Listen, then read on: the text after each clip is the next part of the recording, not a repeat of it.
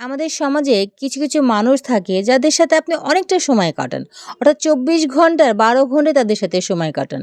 দেখবেন একসাথে সময় কাটালেও, একসাথে ওঠা বসা করলেও, আপনারও দরদ করলেও, ভালোবাসলেও, আপনাকে মায়া মহব্বত করলেও, আপনি আড়ালে গিয়ে না একদম সমালোচনার পসরা বসিয়ে দিবে। এবং যে কোনো কিছুর বেলায় না লাভটা সে 100% নিবে। এবং সবসময় সে নিজেকে প্রধান মনে করে প্রাধান্য দিয়ে সবটুকু সে বাগিয়ে নেওয়ার চেষ্টা করবে। এদের থেকে একদম সাবধান থাকার চেষ্টা করবেন। এরা কিন্তু বড্ড ক্ষতিকর। আপনাকে এক্ষেত্রে কথা বলতে হবে। হ্যাঁ, আপনার বলা কথাটা হয়তো একজন অনার করল না, একজন রাখল না, তাতে আপনার কিচ্ছু যায় আসে না। আপনি তো আপনার নিজের কথাটা বলে দিলেন। এইটুকু যদি আপনি না বলেন, তাহলে কিন্তু অপর পক্ষ সবসময় আপনাকে হ্যারাসমেন্টে ফেলে দিবে।